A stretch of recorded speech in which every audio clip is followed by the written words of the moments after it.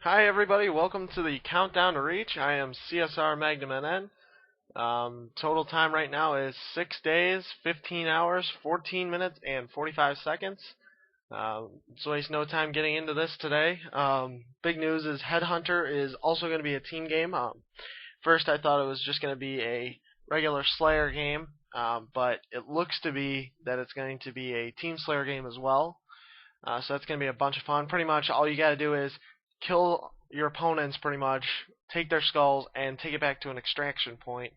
Um, but the problem is the more skulls you get, you're going to have a number displayed at the top of your, I guess, just above your guy's body. So it makes it a lot more difficult after a while. Another thing that they're adding is like CTF. They call it a CTF on steroids. It's like capture the flag with 4 flags, 2 teams, 4 flags. I think it's 4v4.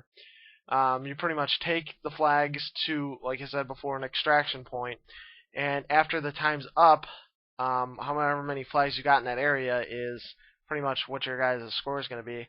I believe they can come in and actually take it out of the extraction point from what it seems, so it's going to be interesting trying to see people try to fight against each other, trying to get the flag out of the area.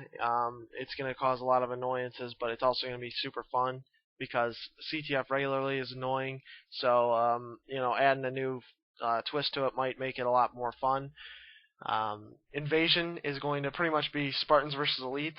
It's like the Assault if anybody played Unreal Tournament 2004. It's pretty much Spartans versus Elites is pretty much like you go into an area, one team defends, one team attacks.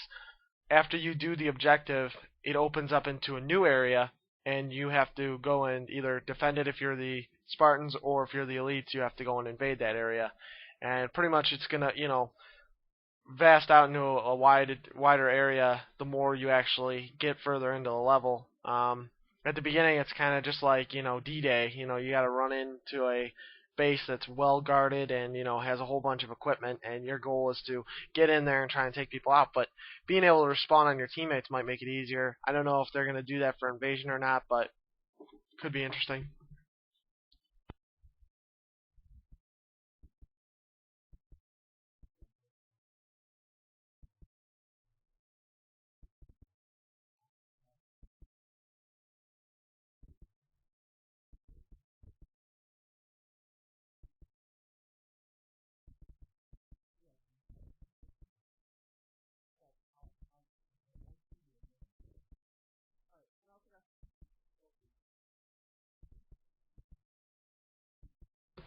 So looks to be a lot of fun.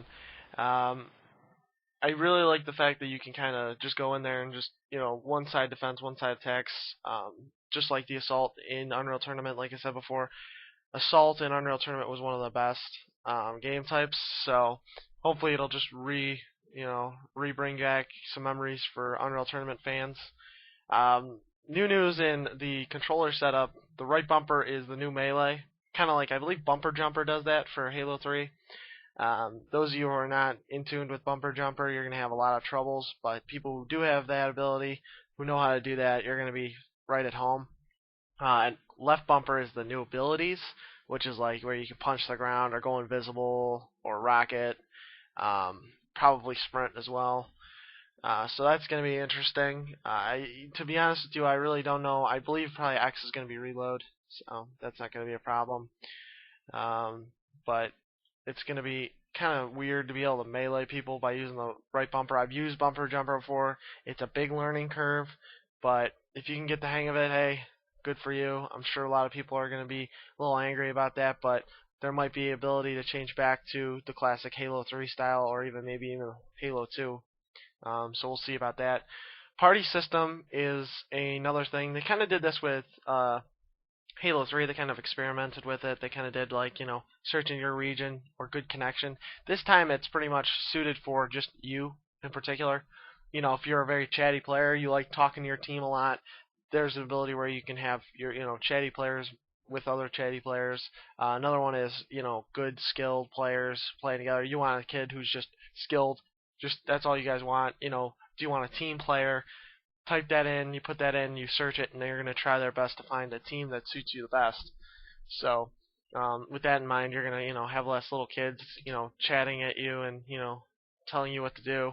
That's always the thing that used to annoy me. So, um, but our big question pretty much for everybody today is the DMR versus the BR. You've seen enough videos to know pretty much what the DMR is capable of, and you've seen the BR. Obviously, if you played Halo 3, Halo 2, you know what the BR is. Between the two, I'm not too thrilled with the DMR. I think it looks cool, don't get me wrong, but when I first saw the videos, I thought, okay, the DMR is a new weapon, that's cool, but where's the battle rifle? You know, you gotta bring back the battle rifle. ODST didn't have it. You know, Reach has to have it, but it doesn't look like they're going to have it. It kind of sucks, to be honest with you. I think the battle rifle made Halo 3 and 2 what they really were. Halo 3 and Halo 2, everybody loved that gun. You know, it was like not even like a thought in your mind. You just liked the gun and you went with it. So that's going to be interesting to see what people really think of the DMR. And for CSR news, for everybody who's interested in game battles but can't find a team, CSR2 is looking for free agents under the free agency board in game battles. So be sure to either message us on the website or even, go put yourself on the free agency. We're going to be looking to recruit you very soon here for either Battlefield or Halo 3. So stay tuned for that, and we're going to have more coverage of this tomorrow for you all, so stay tuned.